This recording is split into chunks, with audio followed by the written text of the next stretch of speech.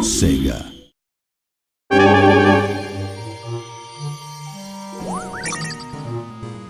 Castle of Illusion, one of the best-selling Genesis games of all time. It's the perfect game for us to develop with Disney. It's such a classic. People love Castle of Illusion. They've got such fond memories of it. Really passionate about the game and the experience that I had when I was young, and to try and offer that to the new generation and people that have experienced it before is, it's just a great feeling, really.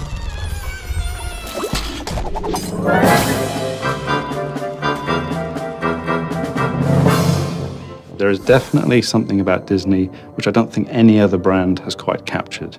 It's Disney. It's a descriptive word in itself. Disney's renowned for its characters, for its visuals, for its animation, for its music. Everything that Disney touches has an air of magic to it, and they try to, as a company, try and encompass that in all their products. It doesn't matter if you're a core gamer, family gamer, whatever the gamer, you need to capture that sense of enjoyment, passion.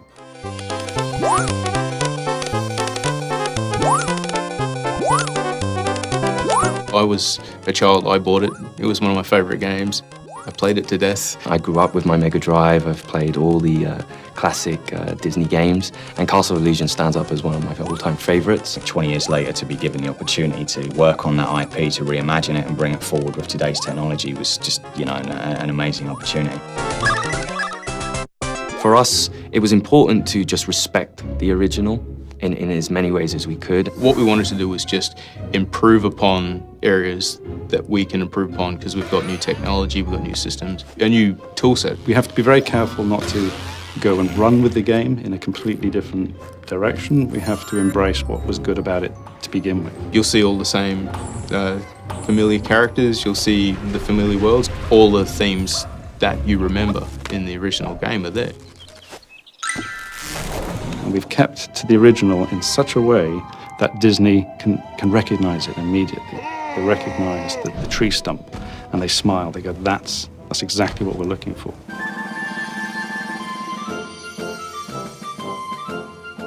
I think I employ 35 people that love Mickey.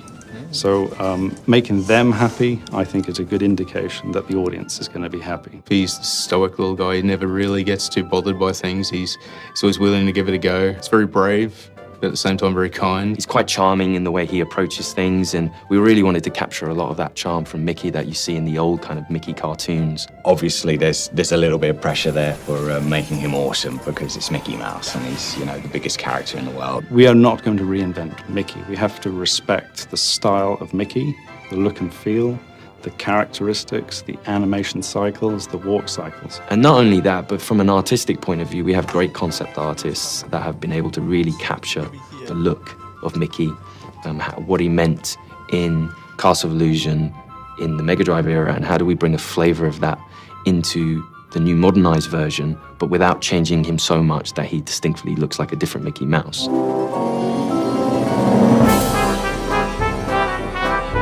The world itself is it's enchanting, it's rich and full.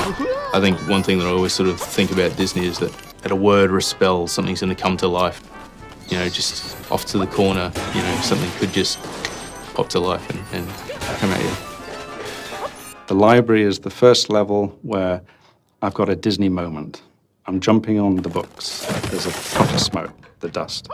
The books fall beneath my feet.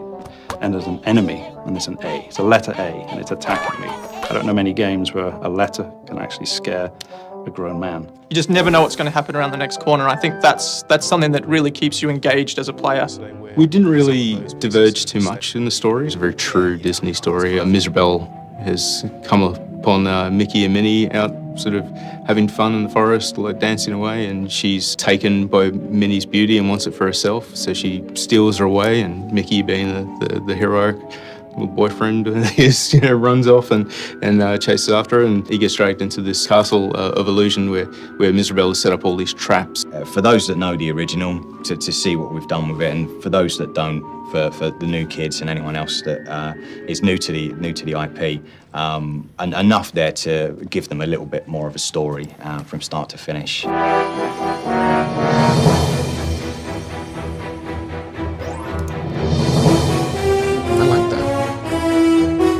That's pretty cool. I think for almost 100 years now, Disney have been pioneering so many things with animation and audio, and the key for me was synchronizing them together. Audio and music is a massive part of Disney itself, and that's something we take very seriously. So for us, it was important that we again tried to pursue certain sounds that made sense to the environment that Mickey was in. When making a new modern Castle of Illusion, we're able to use the old Castle of Illusion as liberal as we need to. And it's actually been quite nice to take the entire original 16-bit track and use them in the modern version as well. But sometimes by retaining that low fidelity, that's part of its charm, of its style. So I do think it's important to retain that.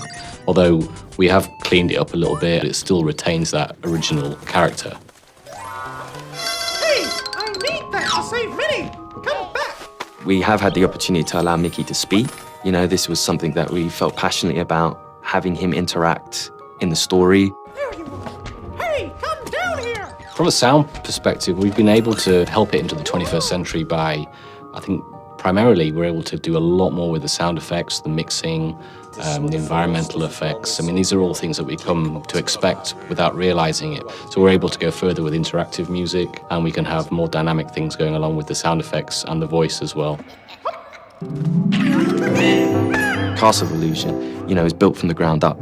You know, from every point, from animations to music to environment to gameplay, everything is built from the ground up. And that's a really nice, exciting way of taking something that everyone holds dear to them and kind of improving that for the new generation. I think they'll love it. I mean, we love it.